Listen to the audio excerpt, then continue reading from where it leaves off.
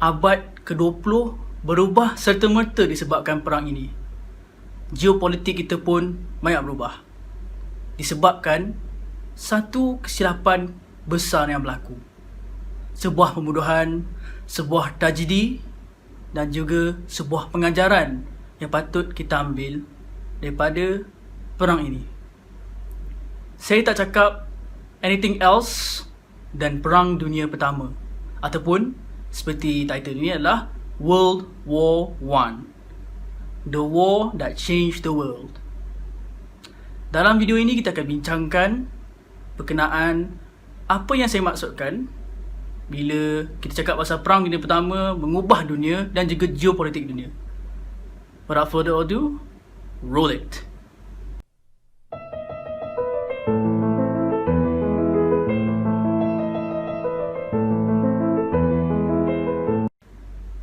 Sebelum kita masuk kepada apa yang saya maksudkan dengan kenapa World War I ini adalah game changer dunia dan bagaimana dia mengubah dunia serta-merta, kita akan mulakan dengan basic dahulu. World War I ataupun dikenali sebagai The Great War ataupun The War to End All Wars berlaku pada tahun 1914 dan berakhir pada tahun 1918. Ada dua kuasa yang terlibat, iaitu kuasa tengah iaitu Central Powers dan juga kuasa Entente. Kedua-dua kuasa ini banyak tension yang dikumpulkan sejak awal lagi sebelum berlakunya perang ini. Perang ini dicetus apabila berlakunya pembunuhan Archduke Franz Ferdinand, iaitu pewaris tahta kepada negara Austria-Hungary pada ketika itu. Dia dibunuh oleh seorang Serbian nationalist bernama Gavrilo Princip. Setelah sebulan pembunuhan dia, barulah berlakunya Perang Dunia Pertama yang deklarasinya dibuat oleh Maharaja Austria sendiri, iaitu Sir Franz Joseph I. Alright, itu adalah basic kepada Perang Dunia Pertama. So, kita perkenalkan tim dia pula. Tim Central Powers diketuai oleh Empire German, yang mana ketuanya adalah Kaiser Wilhelm II. Kita juga ada Austria-Hungary yang diketuai oleh Franz Joseph I, dan kita ada juga negara Turki Ottomaniyah yang pada waktu ini diketuai oleh Sultan Mehmed V.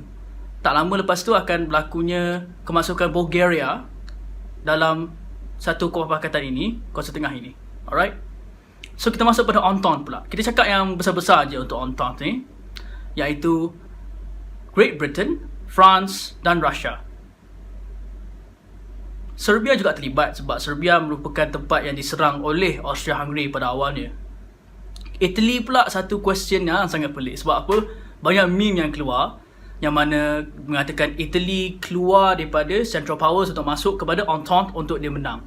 Sebenarnya ada konflik between Austria-Hungary dan juga Italy disebabkan kawasan yang Italy nakkan daripada Austria-Hungary.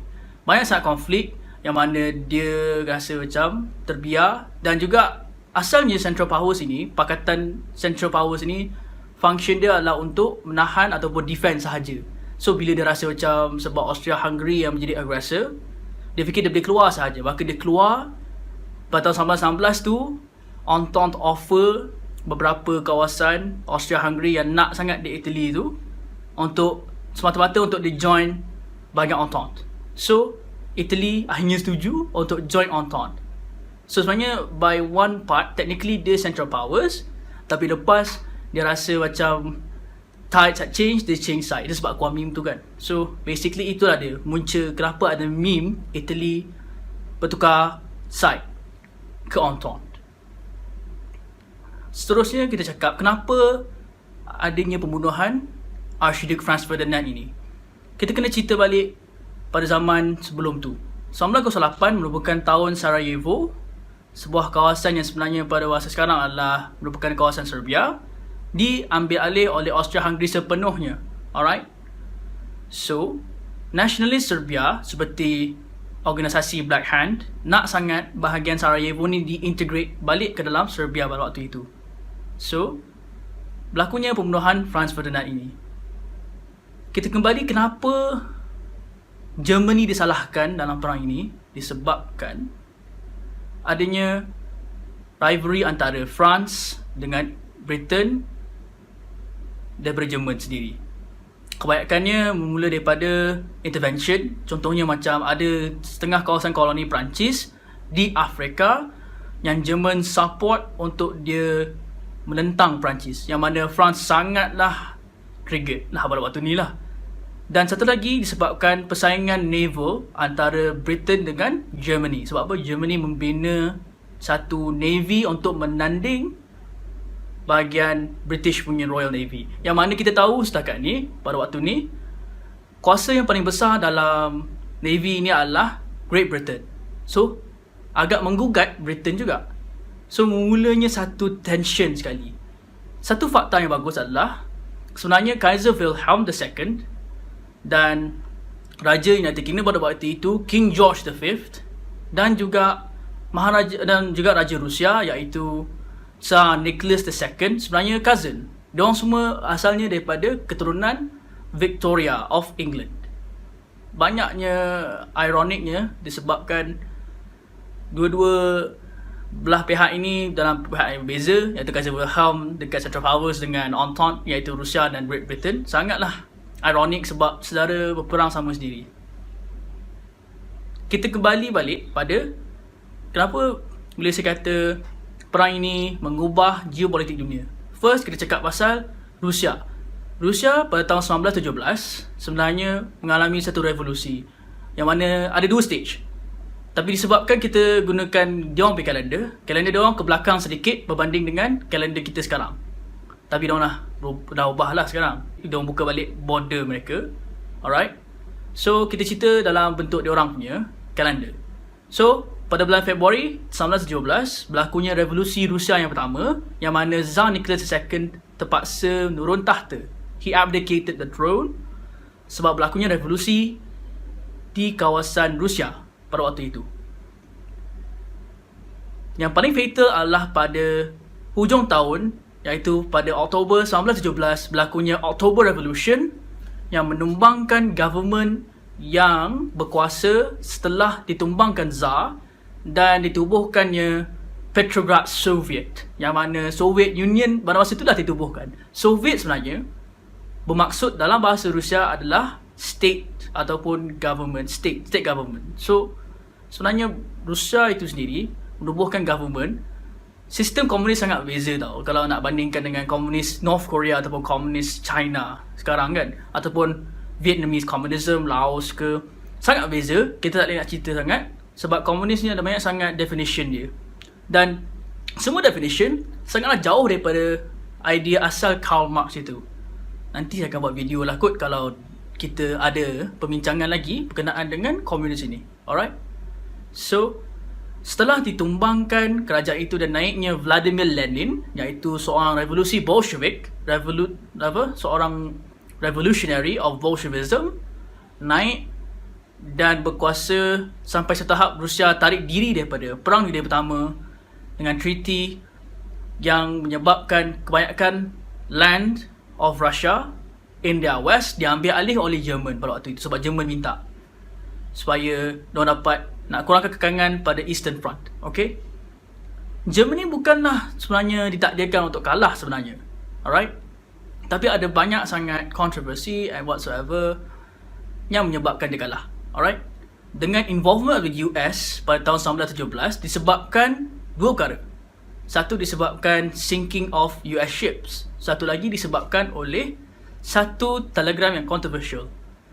Nama telegram ini adalah Zimmermann Telegram, yang mana Jerman hantar kepada negara Mexico, offer diorang untuk masuk ke Central Powers dan mengisytiharkan perang ke atas United States of America. Yang mana diorang kata tak sebab masa itu banyak sangat kekicauan di Mexico dan Mexico sendiri tak berapa stable. So diorang tak nak ambil risk.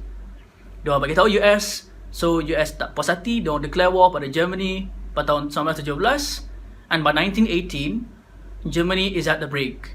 Is at the brink of collapse. Sebab terlampau banyak sangat pressure. Japan pun masuk juga dalam perang ini semata-mata untuk mengambil pulau-pulau kepunyaan Jerman. Jerman ada pulau-pulau dia di Asia. Dan Jepun mengambil peluang masuk ke Entente untuk mengambil pulau-pulau ini. Alright? So dia berjayalah ambil pulau-pulau tu, dan beberapa kawasan Jerman diberikan kepada Jepun dan bukannya China. Alright. So kita teruskan lagi.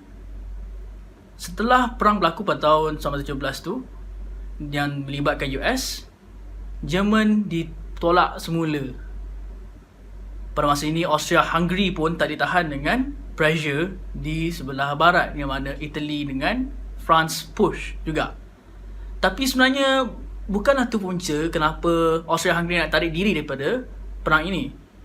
Maharaja mereka yang baru, sebab pada tahun 1916 Franz Joseph I meninggal dunia dan digantikan dengan Karl I of Austria. Yang mana Karl I ini sangatlah reactionary, sangatlah Protestant dan sangatlah humble. Dia mohon untuk mengisytiharkan satu peace bersama dengan Entente, yang mana dia nak kekalkan Empire Austria-Hungary itu sendiri, dan juga mengisytiharkan dia masih lagi raja Austria pada waktu itu. Tapi disebabkan bahawa perkekangan tak menjadilah, dan pada tahun 1919 negara pertama yang tumbang adalah Austria-Hungary, yang mana Austria-Hungary tumbang dengan pecahnya empire mereka dan dijadikan negara-negara yang kita tahu sekarang, iaitu negara Czech, Slovakia, Austria yang sekarang yang kecil, Hungary, dan juga negara-negara Balkan sekarang, Serbia, Montenegro dan sebagainya. Asalnya mereka satu negara nama dia Yugoslavia. Nanti kita akan bincang lagi pasal Yugoslavia ni dalam video yang lain. Alright. So Austria-Hungary tumbang, diikuti dengan Turki Ottomania. Bulgaria kalah setelah Romania masuk Entente dan dipush daripada bahagian Romania ke Bulgaria, dan Bulgaria kalah. Ottomania mula jatuh disebabkan tentera-tentera British dan juga Commonwealth yang masuk daripada selatan, dan juga revolusi Arab yang berlaku pada waktu itu. Sebabnya adalah seorang khalifah, iaitu merupakan seorang Syarif of Mecca pada waktu itu, Hussein bin Ali, iaitu antara keturunan terakhir Nabi Muhammad SAW, mengisytiharkan jihad ke atas Turki Ottomania dengan bantuan British. Dan disebabkan itulah Arab ada revolusi yang untuk menumbangkan kuasa Ottomania di Arab. Dan benda tu sangatlah consequential sebab banyak benda yang berlaku di Arab sekarang disebabkan oleh Perang Dunia Pertama ini. Yang tu akan jadi satu episod lain lah, sebab banyak yang kena cerita, dan tak termasuk lagi Palestin. Palestin pun ada tajuk dia sendiri, sangatlah kompleks dan tak boleh nak dimuatkan dalam satu video ini. So Turki Ottomania jatuh dan akhirnya Germany jatuh disebabkan revolusi. Sebab apa?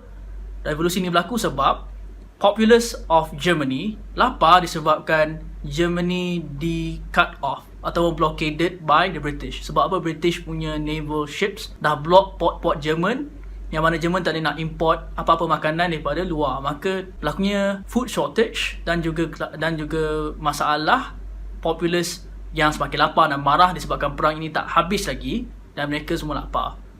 Maka tumbangnya Germany, revolusi berlaku, Kaiser Wilhelm terpaksa menurun tahta. Alright. Austria-Hungary, Karl I pun turun tahta, berpecahan Austria-Hungary. Turki Ottomania jatuh juga dan jatuh ke dalam civil war mereka, iaitu dinamakan sebagai Turkish War of Independence.